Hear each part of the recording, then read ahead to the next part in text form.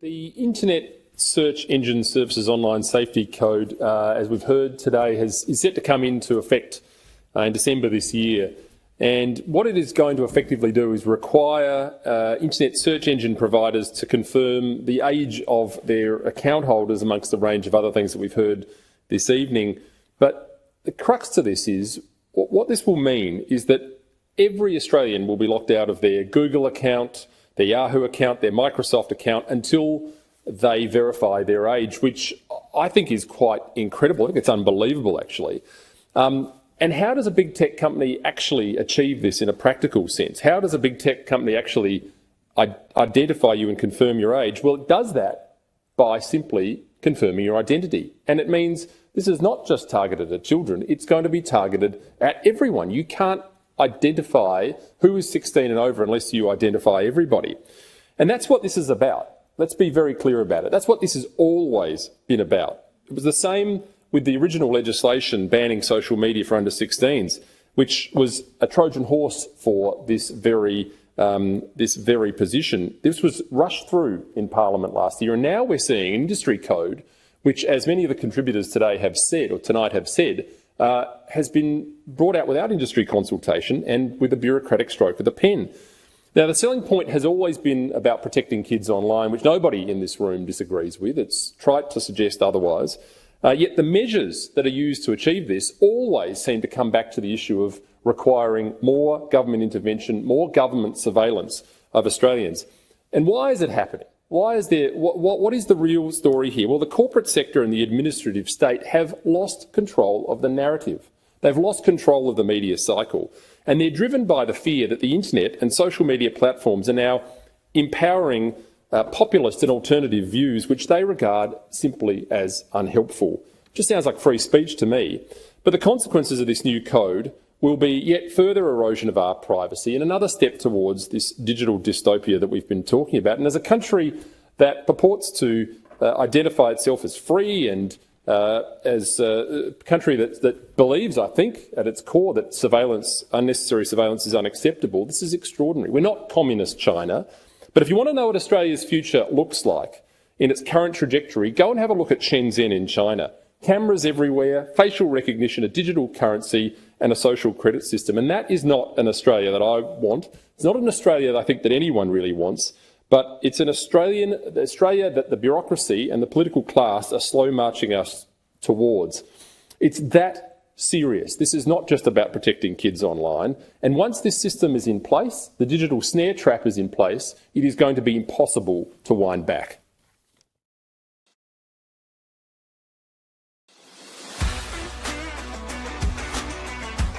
Hi, perhaps you recognize me. It's your favorite president. We will decide who comes to this country and the circumstances in which they come. Anybody in this country doesn't minimise their tax. They want their heads ring. Socialists don't like ordinary people choosing, or they might not choose socialism. The answer is might, because I want to do you slowly.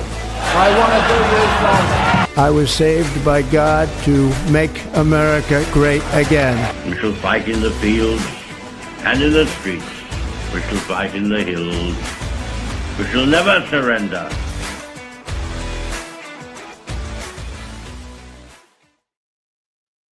G'day everyone, welcome back to another episode of Commanding the Narrative. My name is Tripp. Thank you to everyone who is watching today or in the future, whenever you choose to watch this. If you are watching this live, you can contribute to today's conversation. We do want to hear from you, so don't be shy. Get in the chat. We want to hear your questions, your comments, and your statements. And if you are really up to it, you can call in as well. Just hit that link to StreamYard and call in, ask a question, have you say. It's like the old talkback radio, except this is talkback streaming. So we want to definitely interact with you today. Now, let's kick things off because we've got a great discussion today with two young Australians that I'm very eager to talk to. But before we get there, I'm going to let you guys know how you can support us. And it's by heading to commandingthenarrative.com. I say it every single time. It's the best place to go to keep up to date with everything that we're doing. If you want to know, or if you want to find previous podcasts, it's all up there. It's got the link to the Rumble. It's also got our latest articles or newsletters. It's got these surveys now. Please engage with us with these surveys. It's we've got the feedback survey at the top, and also this one here. It's just put up there, the Shaping the Future of Australia National Survey. I'm working with two very good people, Sasha McNaughton and Deborah Yule, in developing this survey. We're hosting it on the Commanding the Narrative platform. So please click that link there and complete the survey. We want to get a feel of what people out there are thinking about a whole host of important issues. And there's been a lot of people saying that it's a great survey. We're getting some really good feedback on the questions. So please head to commandingthenarrative.com and complete that survey. Also, if you want to know what's coming up on the podcast this week, you can head to the website and see it there. Also, next week, I'll let you know we've got Andrew Cooper, who's the founder and director of CPAC Australia. CPAC's coming up in September, so we're going to have him on the show. It's going to be a great conversation with Andrew. And also, this event coming up on the Gold Coast, September 14th. It's a Sunday from... I changed the time there. Actually, that's changed to 2 p.m. actually, so I better update the website on that one. But we're going to have Senator Malcolm Roberts, Colin Boyce, who's the member for Flynn, Ben Beattie from the Baseload podcast, and also Cooper McCallum, who we'll talk about a little bit today as well. Katie is a real warrior when it comes to fighting against the renewable energy rollout in Australia. And we should also have another high-profile MP to announce in the coming days as well. So please head to the website and get your tickets for that event. It's going to be great. Also, speaking of the Gold Coast, we just had an event up there for Australians for Better Government. Now, please head to australiansforbetter.com and check out everything that we're doing at Australians for Better Government. You can read our prospectus there. Also, if you want to go back and rewatch that event, you can head to the website and watch it here.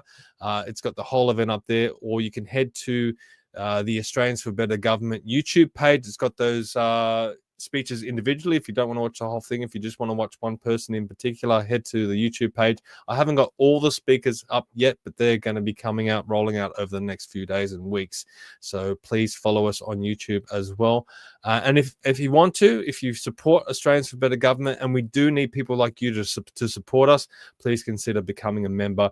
The more members that we have, the stronger and more impactful our movement will be. And as I always say, when it relates to ABG, we can't rely on politicians anymore. We need to rely on people like you to get involved and to push for the changes and reforms that we want in this country. Speaking of reforms and changes, there's a lot of stuff happening in the energy sector, and I encourage you to please head to Let's Rethink Renewables. Again, we might talk about this a little bit today, but you can head to letsrethinkrenewables.org, sign up to be a member of that as well. We've got this great survey here that the results are out, the 2025 Business Energy Impact Survey.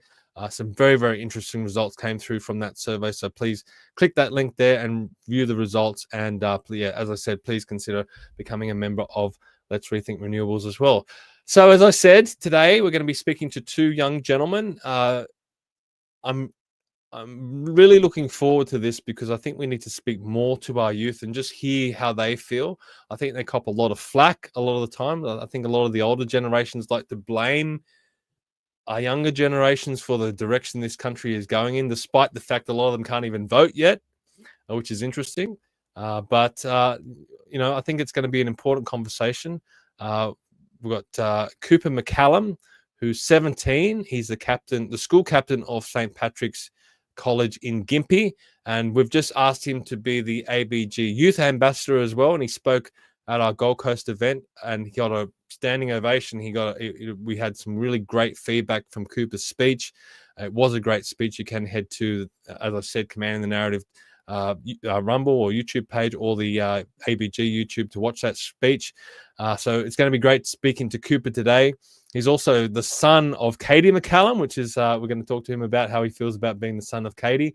And the other gentleman we have today is John Martin. You might know him as John the Boy. He's called him before, but we're going to have him on the whole show today. He's 20, and he's the youth coordinator, the Victorian coordinator for the young conservative Christians, the Young Conservatives for Christ. So let's bring him on. Cooper and John, welcome to Commanding the Narrative. Thanks for having me, Yeah, it's Steve. great to be here. Cooper, we haven't heard from you before. I gave you a small introduction then. Maybe give us a little bit of your background. You're only 17, but what are you involved with? I know you're heavily into sport and things like that. Just give everyone a bit of an update on you. Yeah. Thank you for having me on, Stephen. It's great to be here. I'm Cooper McCallum. I'm from a small town called Kilkevin in Queensland. It's about 40-minute drive out of Gympie and about a 2-hour drive out of Brisbane. I drive into school every day, make that 40-minute trip to Gympie and go to St. Patrick's College, Gympie, where I'm the college captain there this year, or one of the college captains there this year. I'm really big into my sporting. I'm really big on staying healthy. I love my rugby league. I love my athletics. Anything sport, I'm right into it. I also love my academics. I love my cultural engagement there at the school as well. That's a little bit about me. I'm also the youth ambassador for ABG, which is really, really cool, I guess. And it's a step in the right direction towards getting more young people involved in politics. Yeah, definitely. And is that a Canberra Raiders jersey you've got on there? It is. We had a lot of fun watching the game last night. I don't support them. I thought you're a Queenslander, mate. I'm a Queenslander. I don't support them, but I love the retro jerseys. It's I just thought it was a good day to wear it after last night. That's funny. I like the retro jerseys as well. I walk around with the Newtown Jets jersey all the time. Yeah, they're good ones. That goes well in Manly. Mate, so tell me, you gave a bit of your background with your schooling and your sporting and stuff like that, but are you politically active? You mentioned being the youth ambassador for ABG, which I'm thrilled about that you accepted that role. But have you been active politically up until this point? I wouldn't necessarily say like I'm very engaged with politics. I'm not a member of a political party, but I've been very involved in the thought process of politics. Again, my mum, Katie, ran in the recent state election for One Nation for the Gympie region. So I guess that I was helping her throughout that process. I was very, very engaged with that. And it sort of added to my understanding of, the current state of not only Queensland, not only the Gympie region, but our entire nation, Australia. And that we really need to start working to save it, or else it's not going to be good. Not super duper, and get involved with one party, but I love my politics. I'd say I'm pretty educated on it. I have my opinions and.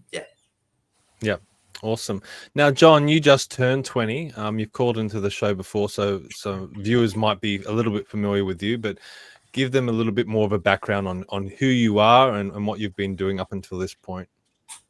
I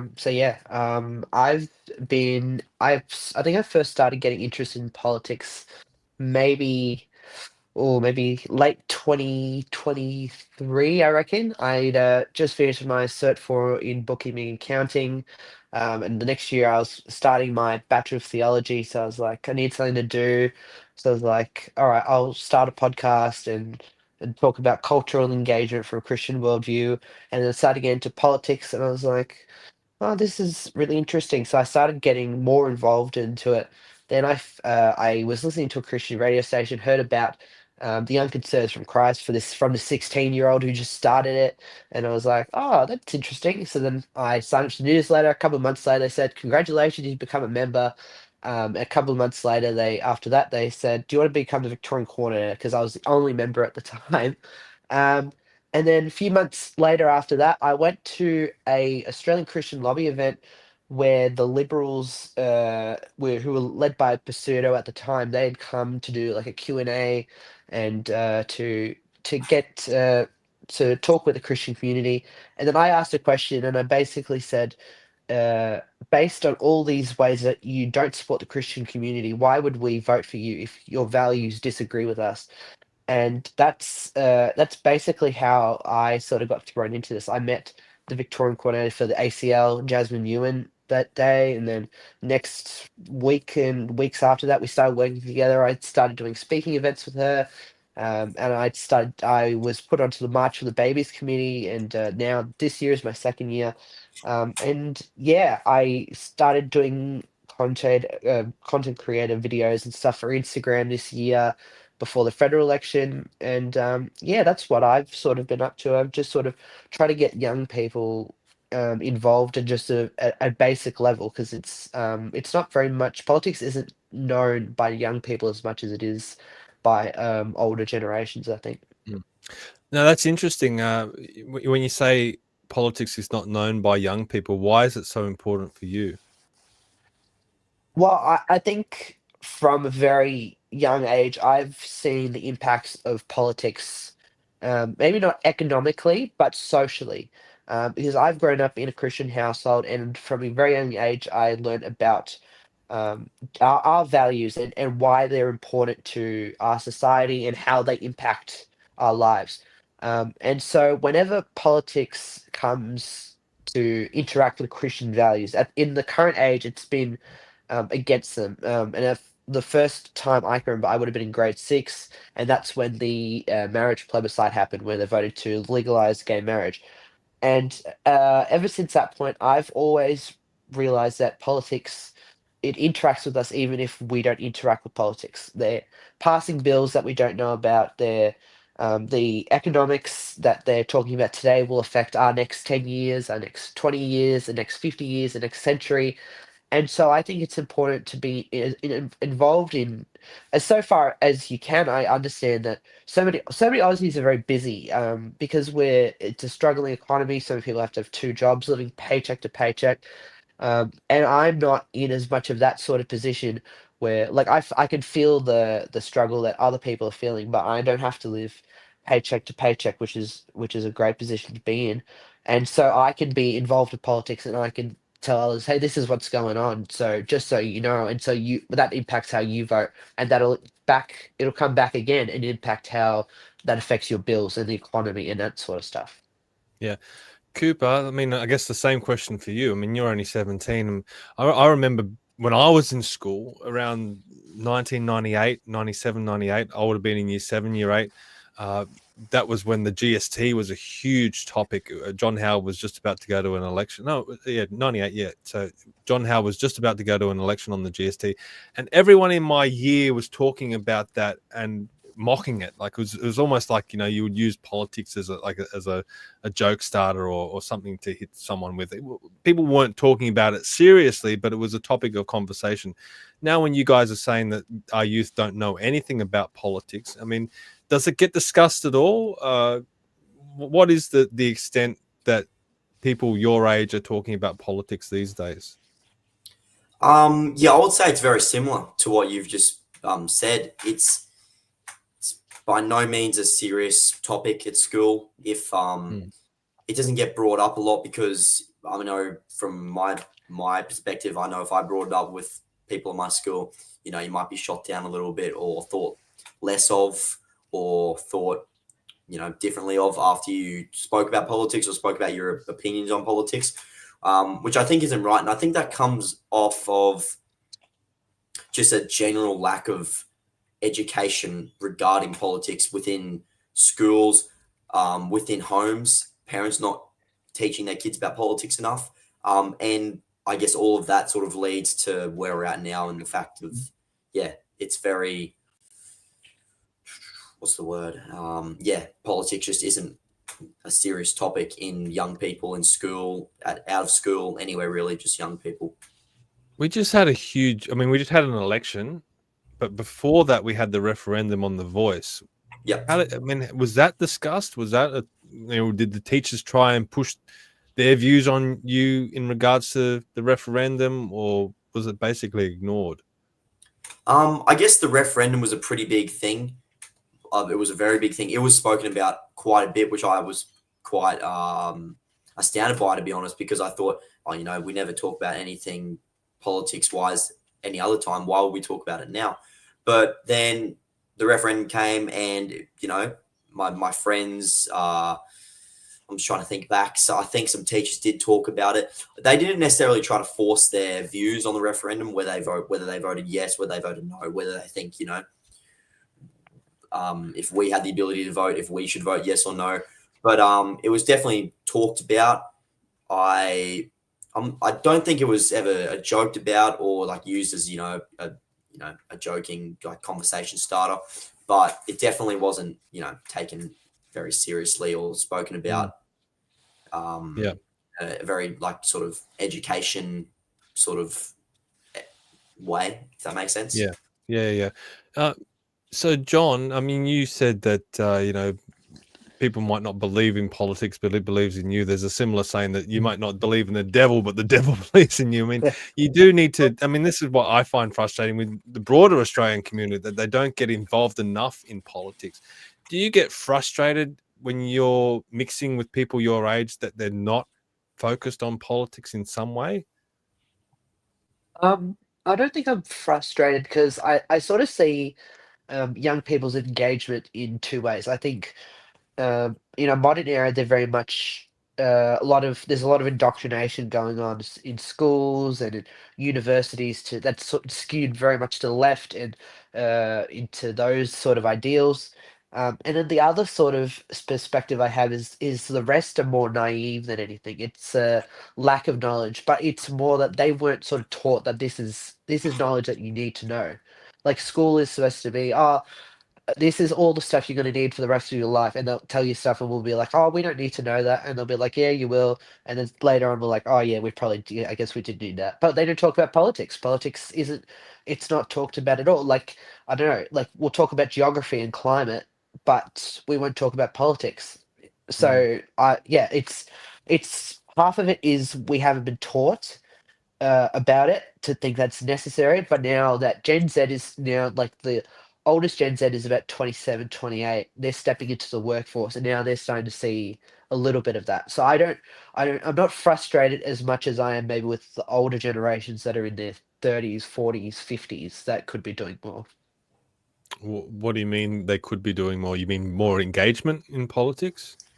Yeah, I think they go through this. They go through the cycles over and over and over. They go through a Victorian election every 4 years, the federal election every 3 years, and nothing changes. We don't see any politicians coming up. We see career politicians every single time. We don't see anyone with a vision. There's no 10-year vision. There's no 15-year vision. It's just every 3 years we've got to come up with a policy that'll be popular and that won't offend anyone and that'll just get us all the votes that we can. And because the people aren't asking the questions. They're not asking enough from our politicians, and they're just voting the same way. They'll say, "Oh, well, if I vote for a minor party, they're not going to get in." But if more people start voting for minor parties, then they will get in. If we have the preference discipline that we talked about during the federal election, then we will start to see minor parties get in. And there is an appetite for it because in my workplace, I interact with most of them are between in their like early 20s, and then some are older than that, 30s, and we get a few in the 40s, 50s. And the ones in the 40s, 50s that have been around for a while, they're like, oh yeah, I find interest in One Nation and Pauline Hanson, but like they're so tempted to vote for a major party for some reason. Like they like the ideas of a One Nation, but they still vote for a major party. Cooper, the word indoctrination just came up. Like, is that happening at all? I mean, when it comes to maybe climate change or other issues, maybe the Aboriginal history. I mean, we've talked about that with Dr. Christopher Reynolds in the past, how he says that they're changing the history of Australia when the British arrived. What's your take on the indoctrination, or is there indoctrination happening? I guess the biggest example that that comes to mind with me is like the Welcome to Country. I am a big disbeliever in the fact that we should be every school assembly, every presentation that we need to be welcomed to country. We all dedicate our lives to this great country. We all serve. We all do work, pay our taxes to this country, our country. And I just think it's a little bit disheartening when you get to assembly and they have to welcome you to a country that you consider your home, your country, as if you're a visitor. That's one example I can think of. How often? I can't just ask with the welcome to country. How often does it happen? Is it a once in a blue moon thing, or is it daily? It's I would say 1 to 2 years ago, it was not really a once in a blue moon thing, but it might happen once or twice a week at an assembly or a church gathering, that sort of stuff.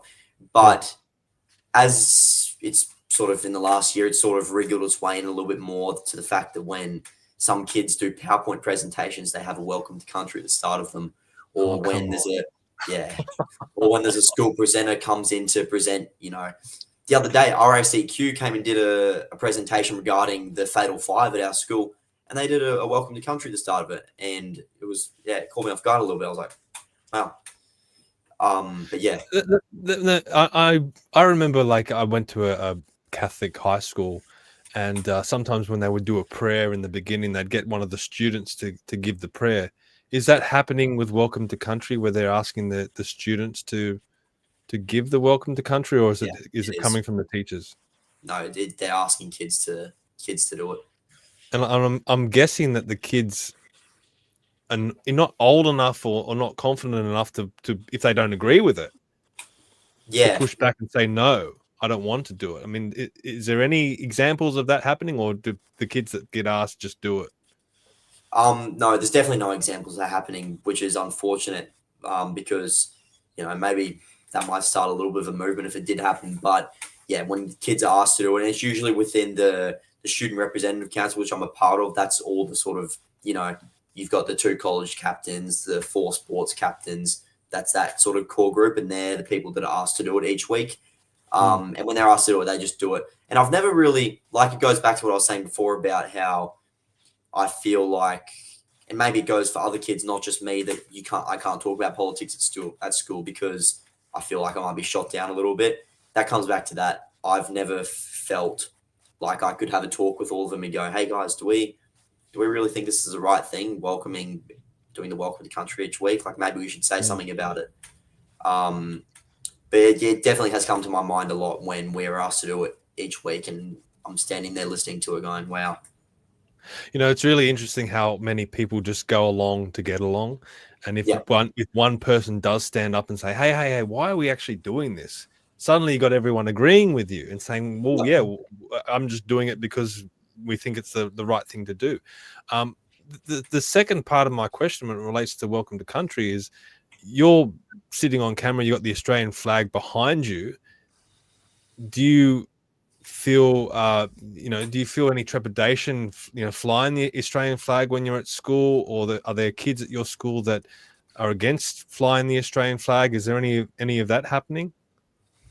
Not really, because my mum, the sort of person she is. I sort of have a very similar character to her. I'll happily fly the Australian flag in public. I don't really care what people think of me. If someone does have something to say about that, I think that's pretty ridiculous.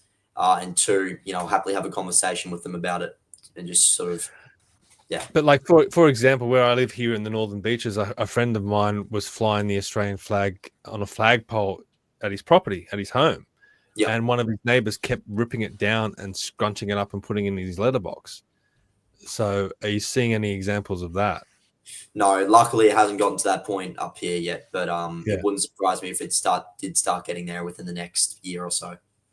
What about you, John? You're down in Victoria, the socialist capital of Australia. Big difference from Queensland and Gympie. But are you seeing any of that where people are, particularly your age, are against flying the Australian flag?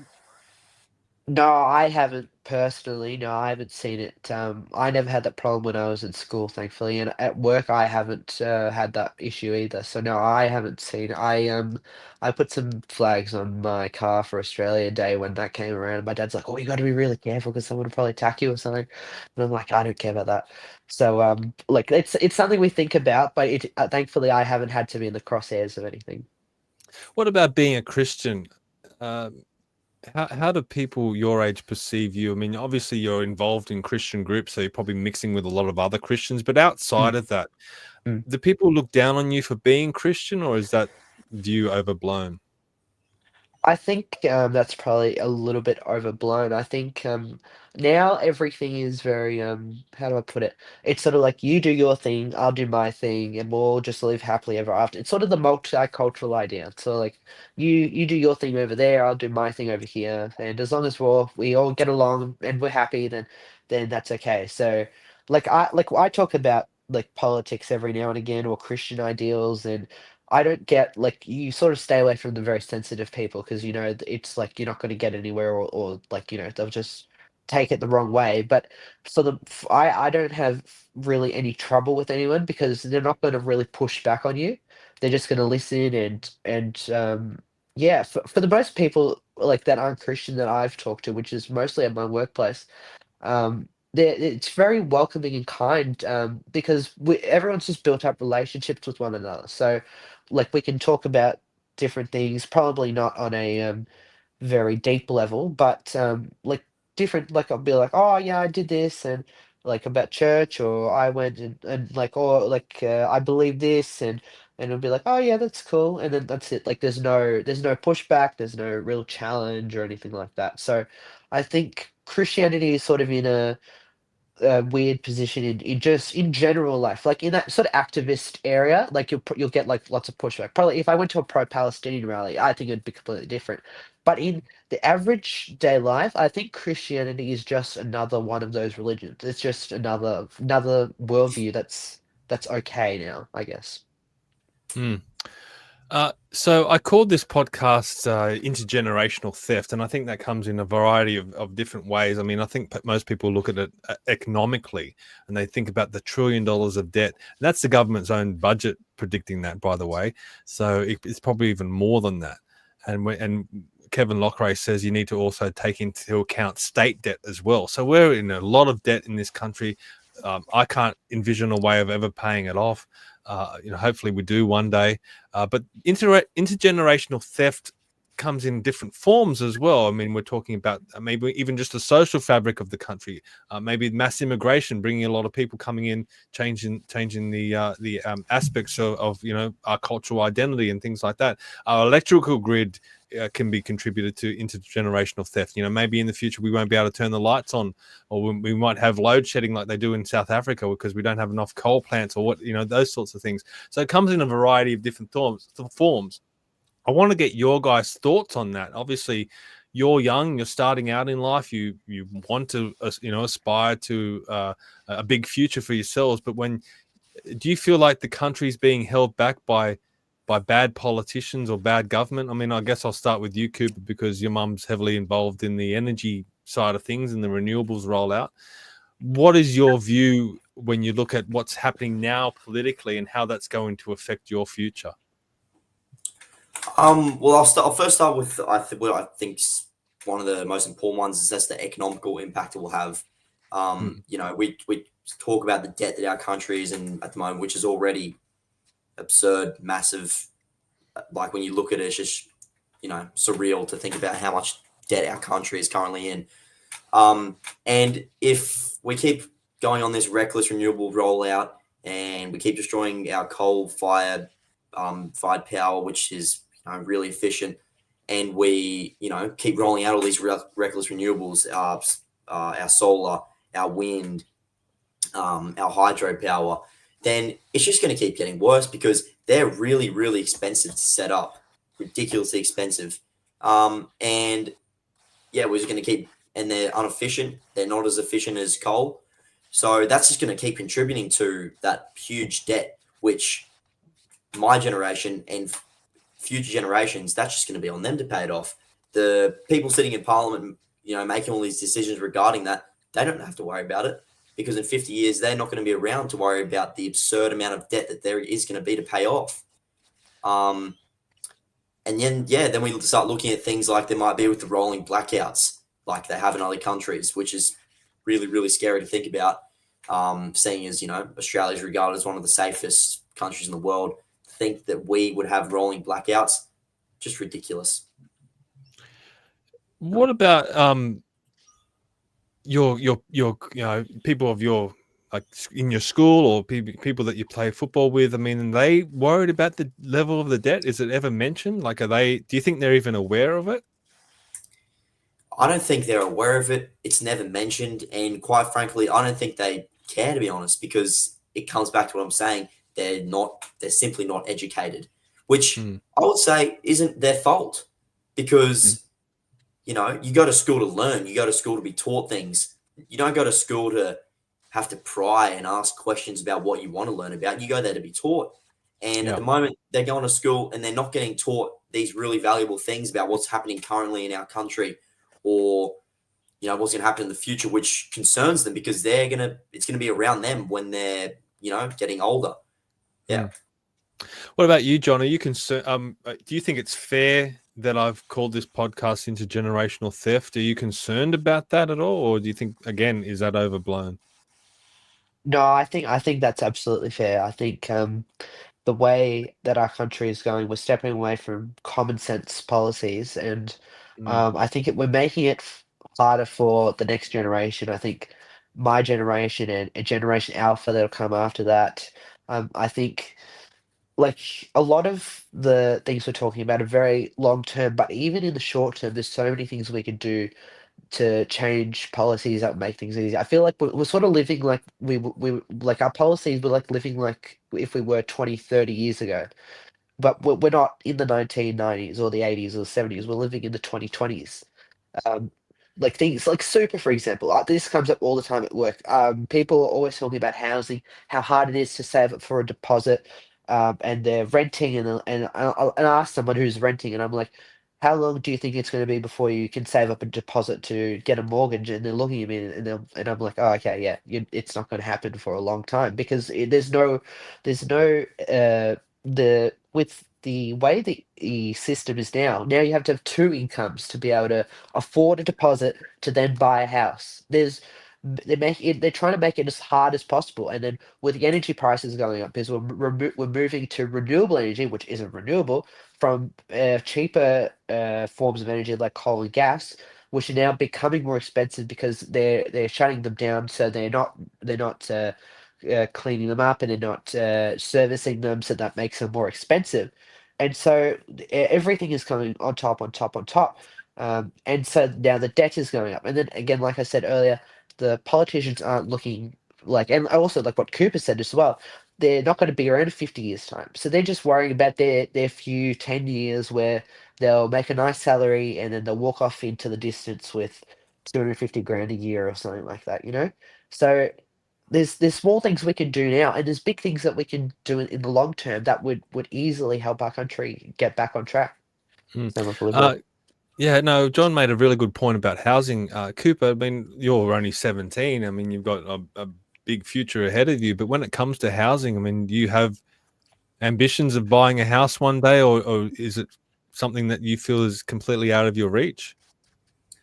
I definitely have ambitions to buy a house. That's a really big goal of mine. Have one buy a house, buy land as soon as possible, because I think that's really valuable currently in Australia. Buying land, building your own home, so that you have your safe haven away from everything else. But yes, how achievable that is, I'm not very sure in the current state of our country. I guess it also comes back to a little bit of where you put yourself, what job you put yourself in, but how much money you end up making. But yeah, it is a pretty scary reality to think that it might not be possible for me to buy my own home in a few years' time if this keeps. Yeah, well, a big part of ambition and having ambitions is to strive for something that's achievable. And if the cost of housing is getting beyond what's achievable, I mean, how are you going to have any sort of ambition? I mean, I think this is a huge thing that doesn't get talked about. And again, the debt plays into this, the immigration plays into this. And I mean, a lot of people are starting to speak out against it, but the politicians don't care. They just keep pushing ahead with their agenda. I mean, do you look at that, and does that frustrate you? Or, I mean, what's your feeling? I don't want to put words in your mouth, but how do you feel about that when you see someone like Anthony Albanese, or even the opposition, Susan Lee talk, and they're not really, like the Liberals went to the last election, their main economic policy was introducing a 25-cent reduction to the fuel excise. That's not going to help anyone, really. It's not going to help. It was only for a year. Like, it's not going to change the situation. I mean, when you look at the economic policy of the country and housing affordability and all the things that play into that, are you? I mean, does it make you annoyed or angry, or what do you have any reaction to it at all? I think you said the word that sums it up perfectly just before, Stephen, and it's frustration. It is very, very, very frustrating sitting here as, I consider myself a pretty hardworking Australian who, wants to buy a house, wants to contribute to the country, wants to serve their country. And, our government's prioritizing bringing in immigrants and is prioritizing bringing in huge amount of immigrants, and they're, only concerned about the immigration. And I was having a talk to my mum last night about maybe when I finish school, possibly going over to America and doing, living there for a couple of months just to, I think it'd be a cool experience. And she said, oh, well, that's going to be pretty hard because Donald Trump's has made it really hard to get into America if you want to go there and work, because he's trying to prioritize Americans getting American jobs before bringing in people from other countries. And we're not doing that. We're prioritizing bringing immigrants in to fill Australian jobs and forgetting about our own residents, which is leading to things like, the housing crisis, and that's leading to the huge amount of homeless people we have at the moment. And yeah, it's just frustrating. You're down in Victoria, John. I mean, there's big problems with crime at the moment, and they're saying that immigration is playing its part with that. I don't know for sure, but what's your feeling on the ground there? Is immigration having an impact down in Victoria? Yeah, I'd definitely say immigration is having an impact, and the reason I say it is because we don't have an assimilation policy like we did 20 years, even 10 years ago. Let's say even 10 years ago, the people were coming to Australia because Australia has a culture that they want to come and they want to take part in because it's a better culture, it's a better economic circumstance, it's a better geographical circumstance that they were in previously. And now I think maybe a lot of those immigrants, they've come and they're doing that, but the next generation haven't learned that. They haven't learned how hard it was in their country to make a living in, and they're just earning off the spoils of Australia. 50% of Australia is on the taxpayer dime right now. That's the state of Australia right now. We're looking like we're going to become a third world country at the rate we're going. And so I'd say immigration is becoming an issue because we don't have a shared culture anymore. We're told that multiculturalism is Victoria's the most successful multicultural state in the world, or Australia is the best multicultural country in the world, but we're divided on every front. We're divided completely culturally. We don't have anything shared anymore. And so I think the role of the church, which was to help people that are in dire straits, the government has taken on that role, but now they don't have a limit. They don't have any, like, if they really had compassion, they wouldn't be giving people money all the time just because they wanted it and like, oh, I'm in a bad circumstance. They would actually put people in jobs, and they could invest back into the critical minerals industry and say, we'll give you a job here. That's what welfare is for. Like, look at the NDIS. The NDIS is blown out. Where, like, I think it's like 1 in 10 6-year-old kids are on the NDIS or something like that. That's a shocking state. We should not be in this place the government is putting us. And yeah, definitely immigration has definitely played a role in that, and it's definitely affecting housing for sure. Yeah, definitely. No, you bring up a good point about the NDIS. That's a podcast in itself, trying to expose that chaos. But Cooper, I mean, you, as I said in the beginning, you recently spoke at the ABG event on the Gold Coast we had recently, and a lot of people were coming up to me afterwards going, how good was Cooper? That was amazing hearing him speak. One of the issues that you raised was 16-year-olds, kids your age, going out and working, earning money over the tax-free threshold, and then having to pay tax, but not then being able to vote. And you brought up the point about no taxation without representation. Now, there's been a big debate recently about the voting age and whether we keep it at 18, whether we reduce it down to 16, or whether we maybe potentially increase it to 25, like Kevin Lockray is proposing. Do you want to expand on what you said on the Gold Coast when it relates to this issue? Yeah, sure. I mean, firstly, I would like to say that I'm a huge disagreeer I disagree heavily with raising it. I think that will be a humongous backward step for our country if we raise the voting age to 25. I don't have the evidence to say that we should lower it to 16 or we should keep it at 18. But I think that the conversations need to be had, and we need to talk about things like, we've got 16-year-olds, even younger, dropping out of school. And I don't like using the word dropping out because it makes them seem like dropouts, but they're going to work a respectable job, make money, and contribute to their country. And part of that is they have to pay tax. Look, mate, I'll jump in there because I went to year 12 and I didn't know what I was going to do after I left school. I didn't go to uni because I didn't know what I was going to do. I worked in retail for a little bit. I worked at the Commonwealth Bank for a little bit. And then I finally fell into surveying and started working in construction. And when I look at that, when I look back and reflect, if I'd known about surveying when I was in year 10, I think it would have been more advantageous for me to drop out at year 10 and go straight into work. Definitely. Because I didn't need to go to year 12 to do it. I could just I could start earning money straight away. So, that's how it used to be back in the day. You would leave school at year 10 to go and do a trade. And I don't think young people or people older even realize how much money you can make in trades. I mean, you can have a seaside, big house, basically working as a plumber or an electrician or owning a crane company or a traffic control company or something. I mean, just drive around some of the areas and you'll see their utes parked out the front. So, I mean, I think there needs to be more focus on that as well. I know I've taken you a little bit off topic there, but you don't have to wait till 18 to go out there and make quite a bit of money. You can start at 16 if you want to leave school early and get into the workforce. No, I 100% agree with you. I think that if that's something if you've educated yourself on it and you would like to drop out of school and go and become a tradesman or a tradeswoman, it's a very, very advantageous role. And you can really, really get ahead of kids your own age.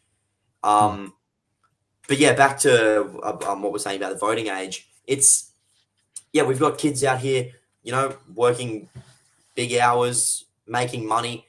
And obviously if they earn over the tax-free threshold, they've got to pay tax on that.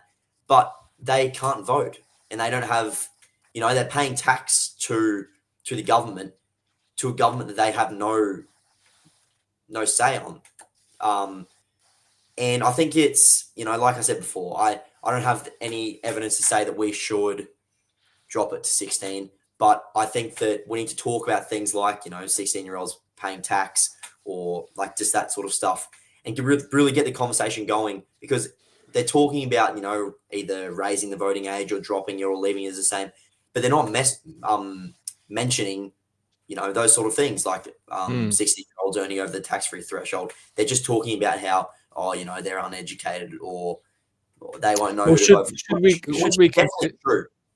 should we consider maybe saying, okay, well, we're not going to lower the voting age, but anyone under 18 that's over the tax-free threshold, they don't pay tax. I mean, I don't think that would be a hell of a lot of people. It's only 2 years of, 16, 17-year-olds. How many of those are actually out there working full-time? I can't imagine it would be a huge, loss for the government in taxation. I mean, is that something we should look at? Well, yeah, they're some of the options that I've definitely just thought about after doing the speech, and what else I could have added to it. That might encourage people that are 16 to then go into a trade and to start working early. If they know they don't have to pay tax for 2 years, maybe they'll jump at that opportunity. Well, exactly. I think that one option is maybe we don't lower the voting age, but we've got your 16-year-olds and 7-year-olds who are earning over the tax-free threshold. They don't have to pay tax. I think that's a very appealing thing for young kids to get into trades, which will benefit our country, will make our workforce stronger. But yeah, no, yeah, definitely. Yeah.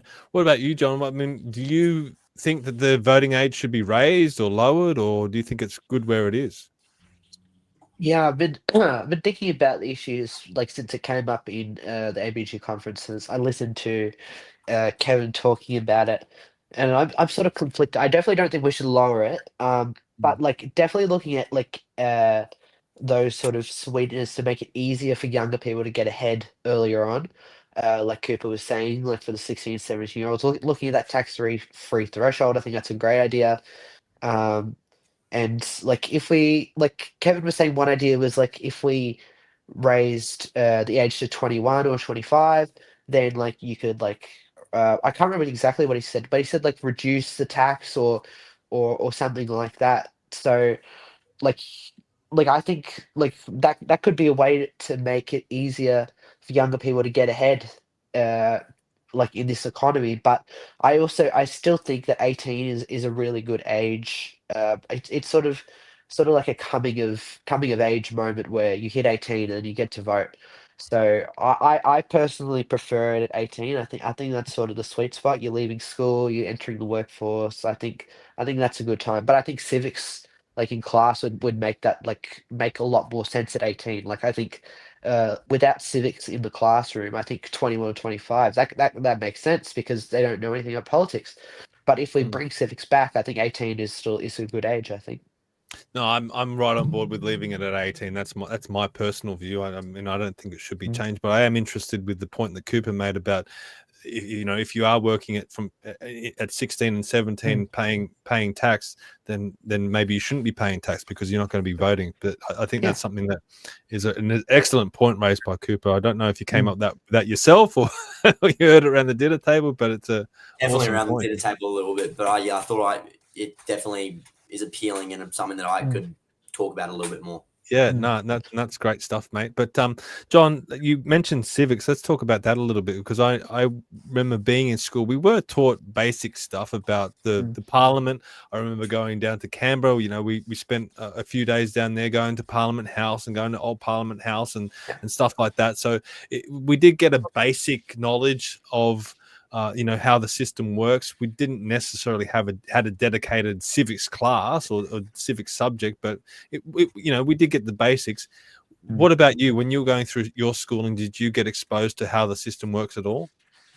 No, not at all. But Nothing. for reference, I left school at what was it? Start of grade 9, and then I switched to homeschooling. So then the curriculum differed slightly. Okay. But in terms of up to that point at regular school, there might have been a mention of Parliament, but no like how does it work or how do bills or anything like that. And then when I switched to homeschooling, there was a fair bit about like the history, but not about how the actual Parliament works or anything like that. So it goes back to this thing we've been talking about through this interview. There's no connection between um, how does this affect how does this affect everyday life? Because with different industries that we learn at school, we learn about how they affect us in the long run, but we're not learning about how politics affects us in the long run. It's hardly even mentioned. We'll talk about geography, maths, science. We'll like these like even Aboriginal issues are now they're starting to come up more and more often, but politics isn't mentioned for some reason. And if I'm honest, I don't know why. I like even like we're not even getting like a revisionist history of how it's a colonial I don't know, a colonial outpost and how the system is rigged against the minorities. Like it's not even that. We're not getting anything. There's nothing. It's just What about you, Cooper? Have you been? I mean, would you like to go down to Canberra for a few days and be shown through the Parliament? I mean, I remember we were taken on tours and different things like that. We were even taken to the Australian Museum. We got to see some of the Australian history. It wasn't all just Aboriginal stuff in those days. It kind of is now. I mean, I took my kids to the Australian Museum in Sydney recently, and there wasn't anything related to British settlement at all. It was all other nations. It was all other cultures. It was some Aboriginal stuff. Nothing at all about British settlement. But related to your schooling, would you like to go to Canberra and study, the Parliament? Have you done that before? Have you been exposed to it at all? Well, I guess before we get into, going down to Canberra, we should probably talk about it being taught within schools at first, because it's got to jog my memory a little bit. You're thinking back to year 7, year 8, and year 9, but I don't think that we were taught anything political, even in really regards to the political history of Australia, at all during those grades, and definitely not in the last few years in grade 10, 11, and 12. Nothing. In year 6, I wasn't lucky enough to go on it, but I know that there are a few schools around the Gympie region, and I mean the entirety of Australia do the same thing. They take the year 6 class on a tour of Parliament House, and I think that's about as close it gets to anything political, like politically regarding like being taught about politics. Sorry. And your mates that you play footy with, how do you think they would react if they had to be taught civics? Do you think they would resist it, or do you think they'd be receptive to it? I think they'd be receptive to it. Like I said before, I don't think it's young kids my age's fault that they're uneducated and they're not involved in the political conversation. It falls back on the fact that they're not taught it. And I think that if they were taught it, they would be very receptive, and that would better our country, because then when they turn 18 next year and they turn 19 the year after, and it goes on, they're making more educated votes. No, I think you're right. And that's something that Australians for Better Government are going to be looking at, hopefully with your help, Cooper, about maybe even setting up a civics course or having some sort of youth movement with ABG. And hopefully you can be part of that as well, John. I mean, we can talk about that off air, but we do need to start engaging with young people. I mean, you guys, as you said, Cooper, it's not your fault that you haven't been taught this stuff or exposed to this stuff or have no awareness of the political system. I mean, I think that's how the politicians would like it to be, because then they can get away with all this intergenerational theft that's going on. I mean, if people your age knew that we were in $1 trillion of debt, and with no real hope of ever paying that off, and that's going to mean we're not going to have any more hospitals or roads or schools or any great pieces of massive nation building infrastructure that's really going to help this country going forward. I think a lot of people your age would be upset about that, and they would go, hang on a second, like what's going on here? And they'd probably start speaking out a little bit more. That brings me to the next issue, and probably the most serious issue of all, and that's this social media ban that's coming in. John, you're part of a group called Young Conservatives for Christ, and I'm assuming a lot of the way that you get your information out is through social media, and you're trying to get young people involved. Suddenly, you're not going to be able to reach anyone under 16. I mean, what are your views of this upcoming change to social media? Yeah, I think it's absolutely ridiculous. This is one of the worst policies I've ever seen, and they're making it look as if this is what parents want. This is how we're going to help parents with their kids. Like they're looking on stuff on social media, and this is the way we're going to help them. But this is just about censorship. This is really where it's at. It's about more control. The previous to this bill being passed, there was the digital ID bill that was passed, where you can link all of your accounts in one account, like your Medicare, your bank account, or your mortgage, all of these things to an online secure thing, like secure, right? And so all of these policies are aligning. This isn't like a real, like they're trying to help the kids, because this is about parents. I think social media is very bad for young people. I'm so glad my parents didn't let me have social media until after I was 18, because our young minds aren't prepared for that. It's not where we're at yet.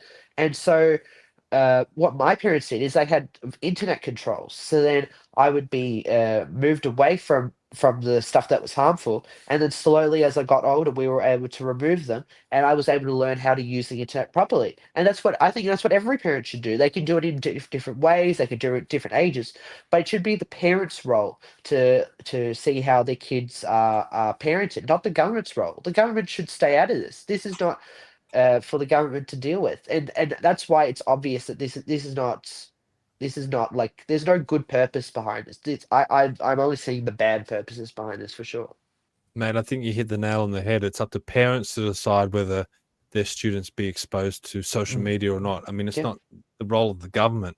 I mean, this is I was having a look at this just before we started. This is the E-Safety Commissioner website, and it I mean, I think it blew me away, but it also showed the mentality of these people. And if you scroll down, it says, why are under 16s being banned, in quotations, from social media? And it says, it's not a ban, it's a delay to having accounts. Oh, honestly, yeah. It's all, you have everyone, it's not just under 16s that are going to have to verify themselves online. Everyone has to verify themselves online. that's This right. is not about keeping under 16s off social media. This is about having everyone have an online ID. There's no good in this bill at all. There's like I'm sure there's like parents that have gone through horrible situations with teens, like to do with suicide and depression and crime and all these issues. But that's up to the parents to deal with and to find systems and communities where they can tackle these issues. This is not a government role. Like I said before, it's not about the government. They have to leave the kids to the kids. And the thing is, they know what Hitler said. Whoever rocks the cradle rules the world. That's ultimately what it is. We were talking about having history, and like in civics in class, and right. And so if kids knew about the $1 trillion debt we have, they would probably rise up and say, "Hey, this is not good. We need to have solutions to it."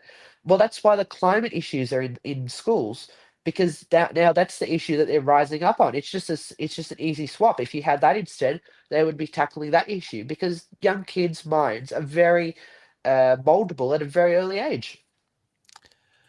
Well, Cooper, you're closer to this ban. I mean, obviously you're 17 now, but you're closer than any of us to this. I mean, it wasn't long ago that you were under 16. I mean, how would you have felt at the time not being able to go on social media? I mean, was that a big part of your life? Was it a big way that you communicated or even sought out knowledge and educated yourself? I mean, how do you feel about this upcoming ban? Or sorry, not a ban, a delay. I mean, how ridiculous! Honestly, these people are just anyway. Yeah, no, it's ridiculous the way they're calling it a delay. Yeah, I would have felt very controlled, controlled like a caged animal, if you will. I would have gotten by. Like I'm not addicted to social media, and I agree with what John's saying. It's a parent's job to figure out how their child uses social media, not the government's job. And we can go down that long hot rabbit hole of, I mean, it's not even a rabbit hole at this point. It's it wouldn't surprise me if it's true about how it's not even a ban on kids. Like John said, not just 16-year-olds have to verify themselves now. Everyone does. Everyone must have an online identity. And that's so the government can keep tabs on everyone. That's what I think, at least, which is not cool. And if I could just one more comment about this is, for years they haven't decided to age restrict pornography on the internet. They've known for years how bad pornography is, but they're like, all of social media is bad, but pornography they have not looked at any reform to do with age restricting pornography. But they're like, the whole internet is bad. YouTube, Google, everything is bad. So I just wanted to point that out. Yeah, I mean, this is what I don't understand. I mean, this was all brought up to counter the bullying that supposedly is taking place on social media. But what's YouTube got to do with any of that? I mean, I don't understand why YouTube needs to be banned, other than the fact that you want to stop kids out there researching or getting their own knowledge, or maybe watching podcasts like this one or Joe Rogan or whatever it might be, and being exposed to maybe thought leaders that the government don't like or whatever it might be. I mean, I don't understand how YouTube filters into all of this. I mean, when it comes to, I want to ask you guys this question. I might start with you, Cooper. I can kind of see where they're coming from with the bullying side of things, because we do hear a lot of stories of young people committing suicide or becoming very depressed about being bullied on social media. I mean, how do you feel about that? Have you seen examples of kids your age being bullied on social media? Do you think there needs to be an element of that comes in to restrict their use, or is that again overblown by the media? I haven't been you know, I'm fortunate I haven't seen any examples of that, because I think that's pretty terrible when kids feel that, you know, they need to commit suicide because of cyberbullying. But I think it does happen. Sorry, what was the question again? Have you seen any examples of bullying on social media, and do you think there's any point to banning it? Because I mean, supposedly this bullying is out of control, and the government now needs to crack down on social media use for people that are under 16 to get it all under control. I mean, I'm just interested. I mean, you're in the schools. You would see. I mean, is there any examples of kids walking around depressed or not coming into school because they've just been bullied on social media, or maybe harming themselves because they've been bullied on social media? Have you seen any example of that at all? Well, yeah, okay, yep, cool. I haven't seen any examples of it, but I definitely think it's a real issue. But it comes back to what John was saying before about it. Why is that the government's responsibility to, you know, say, oh, well, we've had this many people being bullied, which is really, really sad. If they, you know, go on to commit suicide, it's not good at all. But there's also a larger population over here that, you know, aren't being bullied, and they might be using it for, you know, to go and research on YouTube and watch podcasts. And, you know, there's I don't know where I'd be right now if I wasn't able to watch YouTube, you know, in the last few years. I've watched and learned so much off it. And there's just because of a small percentage, which, you know, maybe there isn't even a small percentage. Maybe it's just the government's way of saying, you know, oh, we'll use bullying to cover up the fact that we'll ban it, and then everyone has to have an online identity. But no, I don't think just because cyberbullying exists that it's justified to ban social media for 16 years and under. What about, just quickly, what about communicating with your friends? They're saying that you know, kids will still be able to do it through email and other means, but I mean, I communicate with a lot of people through Facebook or X or whatever it might be. I mean, do you think it's going to stop? I mean, you know, some kids have parents that are overseas. I mean, my kids are only, you know, 4 and 1. I mean, but when they grow up, like, their grandparents and their uncles and everything are living in Germany. They're not in Australia. So you can't just call them on the phone. I mean, you're going to have to communicate through some platform, and a lot of people use Facebook. I mean, do you think that's going to have an impact at all? 100%. So, like, whether you like it or not, social media is the biggest way that kids nowadays interact, and it contributes hugely to their mental health, being able to talk to their friends when they're not physically with them. And if you take that away from them, we've also got to think about what that's going to do to them. It's been a huge part of what's a good example I can use. Like, if your favorite food is pizza and someone comes up to you and says, you're never allowed to eat pizza ever again. Oh, no, sorry, not ever again. But until you turn 18, you're not allowed to eat pizza. It's like, it's been such a huge part of their life up until, you know, whatever age they are now. And now it's just gone. And, you know, the government's got to take into fact what mental impacts that might have on them, not being able to talk to their friends anymore. And it's not a good enough for the government to say, oh, you can still talk to them via email or via, you know, Skype, if Skype's still around. But, like, it's just, it takes away from you know, from it a little bit. So this is the problem when governments get involved; they always screw it up. Yeah, I mean, right. this is why I think you need smaller government. But John, back in the day, these issues like say for example, bullying, that was usually handled by the church. I mean, if anyone had any problems, they would go see a priest and maybe seek some counselling from the priest. Or I mean, you kind of touched on it before, where the church was assuming that role of you know, looking after people when they were down or whatever it might be. Now the government is stepping in and trying to assume that role. I mean, how do you feel about all this when it comes to bullying? I mean, have you seen any examples of bullying with people your age? And do you think it's the government's responsibility to, if there is bullying, to tackle it? Yeah, well, thankfully I haven't seen any, and most of what I saw in schoolyard when I was in school was still like in the schoolyard. It wasn't on social media, and it was mostly teasing. Um, and I definitely don't think this is the government's role. It's definitely this like the first role of responsibility is the parents, because they're the ones who bring up their children. They know their children best. After that, they rely on their community, their family, their church. whatever community they have to help that child, because they're the ones who ultimately they're responsible for their children. The government is not responsible for our children.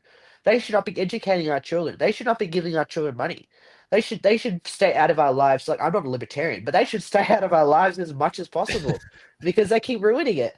And again, I think I spoke with Michael Gray Griffith a while back, and I said this to him, that the reason why we're seeing a lot of social decay we're seeing is because the church has stepped out of public life. It said the politics isn't for us, so we should just leave it behind. And that's why the government has stepped into these roles. The government has stepped into the roles of education, into the roles of Medicare, into the roles of welfare, and and then school related to bullying. Sorry, and so that's why we're in the spot we're in. The government should not be. This is not a. The government has it has to do with national sovereignty, economics, that sort of thing. But it has no role in saying how a parent should parent. There's no way a parent should ever be told how to be a parent. That's up to the parent's responsibility. They're responsible for their child. Yep. No, you're exactly right, mate. We're getting some really good comments come through praising you guys, especially from John. G'day, John. John says, pity we don't have more like John and Cooper, both of them intelligent and have the right attitude to current issues. And John also said, love the input from you, from these two boys. Their views and comments are interesting and factual. So you're definitely resonating with the audience. Hopefully we can have you guys back on in the future to discuss more, and I'm sure we will have you back on in the future, because I think we need to hear from our youth more and more and engage with them. And I think that's only going to make this country stronger, because I think there are incredibly good people out there. That's why I really dislike the argument that we should increase the voting age and young people are stupid and they haven't developed, mentally and blah, blah, blah, blah, blah, because I think there are a lot of great, young people out there, and we need to engage with them, and we need to build them up, and we need to work with them the more that we can. Hopefully we can start doing that with Australians for Better Government. But right now, guys, it's the most important part of Command the Narrative, and that's called Build Your Own Fantasy Government. Now, I'm going to put you guys in control of the next Parliament of Australia. It's probably the way it should be, but you can choose 5 or 6 people to head up the next Parliament of Australia, and it's all about putting leaders, good quality leaders, in these roles to take Australia into the right direction. They can be living or dead; they don't have to be politicians. But John, I'll start with you. Who do you pick? Oh, come on, Stephen. It's so hard, but I love this sort of idea of a republic form of government where you can pick people that are good in their field. So I like this idea, but. Oh, I think Kevin Lockray, we've definitely got to keep him up there somewhere. Maybe we'll put him in defence, I reckon, because he's had a fair bit of experience with that. Maybe Peter McCallum for I don't know, what do you call it, Ministry of Medical Affairs or something like that. That's 2. Oh, politicians. Maybe Bernie Finn. He could be our ambassador to America. So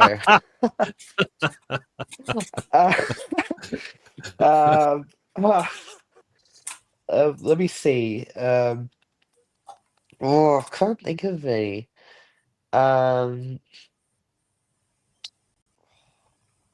me think. Yeah, I don't know.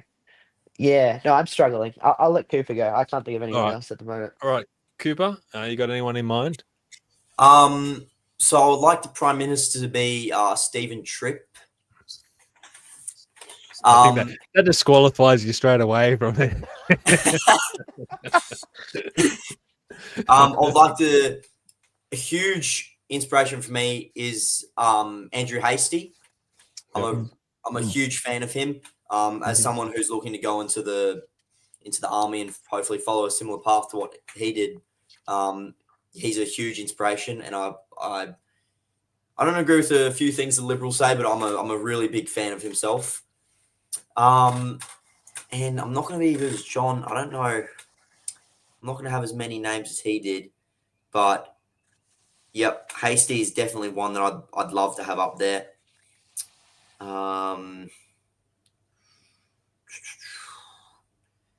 Yeah.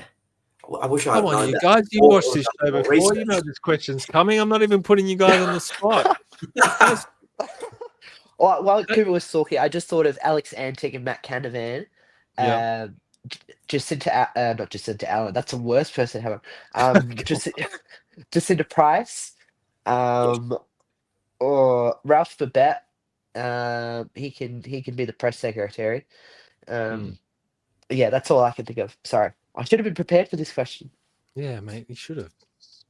All right, look, like guys, we got some good comments coming through. Tony says this has been encouraging, knowing there are smart young future leaders like Cooper and John makes me less anxious for my grandkids. My generation just needs to fix the mess we made.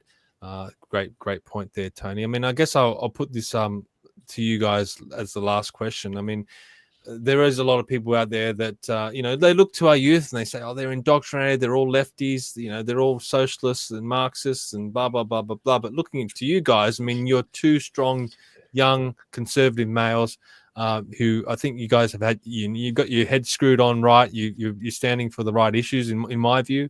I mean, it's encouraging for people that are not on the left, that are on the right side of politics, to see young people like yourselves, hold the views that you do. What is your parting message to maybe some of the older generations watching this when it relates to young people? Is there any points that you want to get across to them before we finish up tonight? I'll start with you, John. I think two things that I can think of. One is that the young people you're seeing on your TVs marching for Palestine, for the climate, Aboriginal issues, whatever it is, that's the activist class. But a majority of young people aren't part of the activist class. That is a rare few.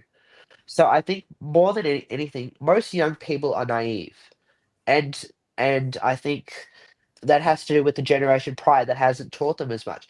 And so often I hear like boomers and that sort of thing talking about how good they had it and how the younger generation they should be like this and they should act like this, and I'm just thinking, like, why don't you just show us how to do it? Just teach us how to do it. But in reminding in the fact that we're in a different culture, a different generation, a different economic circumstance to the situation that they were in. I think I heard Tom Elliott on the radio the other day talking about which generation had it harder, and I think you can't really say which generation had it harder. Every generation has a hard in a different way, and so we're just sort of like more like there was a survey done in churches, right? Done by someone, and they surveyed a huge amount of young people and old people. And they asked the old people, "Do you think the younger generation needs help?" And they're like, "Oh yeah, the younger generation needs help." They went to the younger people and they said, "Do you want to be mentored by? Do you think you need to be mentored by someone who's older?" And they said, "Oh yeah, we really want to be mentored by older people." Went back to the older people and they said, "Do you want to mentor a young person?" And the older people said, "No, we don't want to mentor anyone." So I think that's where it's at. The young people want to learn. They want to become better people. They want to help their society grow better. But the older people, the older generations, whether you're in your 20s or 30s or 40s or 50s or 60s or 70s, 80s and 90s, I don't care what age you are, if you're not going to be part of the solution, then don't say anything. You've got to help us. We need your help. You've had the experience. You've lived longer than us. You've gone through the situations that we haven't gone through. So help us out. Just show us and tell us what to do. Good stuff, mate. What about you, Cooper? Is there any parting messages that you have for the older crowd? Look, I don't want to make any promises, but I'm going to try my hardest to get more young people my age, younger, a little bit older, involved in the politics conversation. I think there isn't enough. Like I said it at the ABG meetup at the Gold Coast the other day. At the end of my speech, I just asked everyone where our young people were and why there were no young people here. Yeah. And like I said, it's just because they don't care and they're not educated, and that's not their fault. We need to educate them. I'm not sure how we can do it. I've got a few ideas, but we need to get the education going so that we can educate young people on politics, get them to those meetings, and so that we can head in the right direction with our younger generation. No, well said, both of you. I can feel a Spectator article coming out of this interview tonight with some of the quotes that you guys have made. I mean, it's not easy. I must say to jump on a podcast and express your views to a worldwide audience. I mean, this does go everywhere. So, it's a big step for you to come on tonight, and I think, or today, and talk honestly and openly about what you think and what your views are. So, mate, more power to both of you, because I've been incredibly impressed with both of you tonight. And as I said, I'd love to have you both on in the future to discuss more issues and get your thoughts and pick your brain and really get a sense of people with your age and how they feel. And hopefully, Cooper, and we can bring you along, John, as well. We can build up that youth movement in ABG and really start to appeal to young people as well, because all the surveys that I get, all the analytics that I get, even people of my generation are not paying attention to politics. It's all everyone over 50. And I think we do really need to, not that people over 50 don't have a say. I think that's everyone has to have a say and get involved.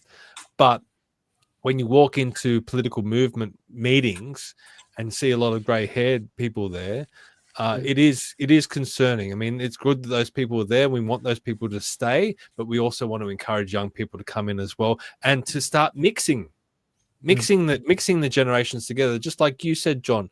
I mean, so young people can come to these meetings or have these conversations with older people, because there's a lot of wisdom that comes with being older. You've experienced a lot more, you've seen a lot more, you know what works, you know what doesn't work. You can give a lot of guidance to young people and just help them along. So hopefully we can do more and more of that. I've been definitely encouraged by speaking to both of you today. I really have enjoyed this conversation. And I guess we'll finish up.